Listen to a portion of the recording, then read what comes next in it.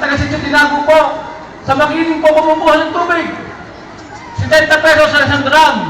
Dapat ang tulong ng tubig. Kaya, sa darating na Mayo 12, bago po nyo lagyan ng shade ang kulay ng mayor, tumingin muna kayo sa inyong gripo. Kung minakulo, para maalaala nyo ang kanilang hindi nagawang programa. Tingnan nyo po ang gripo, tsaka shade nyo ang number 4.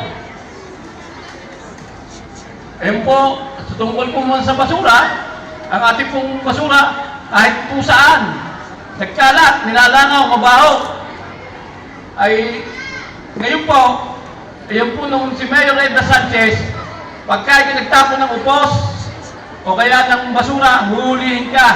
Ayan po yung patunay. Pagka nahulihan ka ng barangay, hindi mo gusto, dinadala po sa barangay.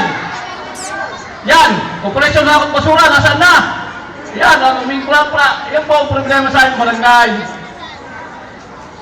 Kaya mismo ang city administrator po ngayon ang nagtatanong sa mga nahuli ng mga koleksyon. Bakit ngayon po ubod ang dumi? Ay siya ng city administrator na. Dapat ganyan po ipinatupad. Ang pangatlo po dito, yung krimen. Dito po ang krimen. Lahat ng krimen narito na. Yung nakawan, snatching, hold up, yung si po diyan, katumbay si John Tapan, sa awa ng Diyos, nagsarado na. Kaya yung pati po pulis, yung pulis mo ng service ninanakaw. Ano ba kaya yung ating mga ulating mamamayan? Pulis na, nanakaw pa ng baril. Kaya naghanap na po dito ang krimen sa aming barangay. Ang apat po, ang elektrisidad. Ang elektrisidad po, pagkakalaban, walang street light. Ano po kaya? Mga mga admin, sabihin na sa akin, narin na mga bumilya, mga bumilya. Yan, yun po, mga karatula. Dito mula sa aming barangay, nakansan ang problema, hindi na po kaya ng mga mamayan. Hindi na po kaya ng mga mamayan. Yan po, tubig ay solusyonan at saka kaya sa lahat ng basura, nasaan na? Yung kanilang ginawang railing, ano nangyari? Istakan ng basura. Sa mismo tapat ni Harold Nora. Doon po iniistak ang maraming basura. Kaya, yan po ang hinihiling po sa team, MBS, mga ngalaw, solusyonan po yan. Yung mga problema po yan.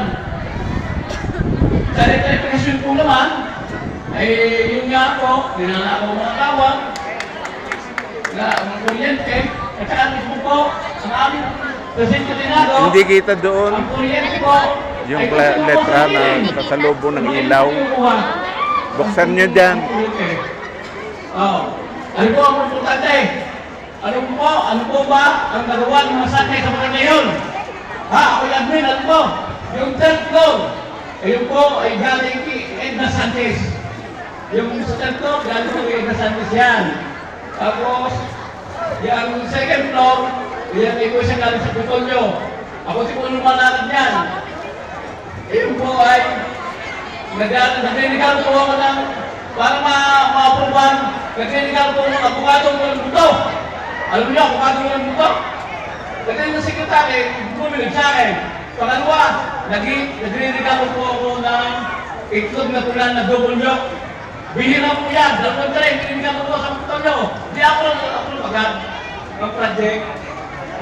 Saka ano po, ang rebate, yung barangay house, yan po ay paggaling po kay Mr. Nelson Palandang. Hindi ko nakakatisan niya, ipatik pala, nilibay ko yan. Nilibay, kaya hindi ko Nelson Palandang yan, nilibay ko yan. Kaya, huwag niyo sasabihin, ang Sanchez ay walang magawa sa barangay house. Kaya muli, magandang gabi po sa inyo lahat.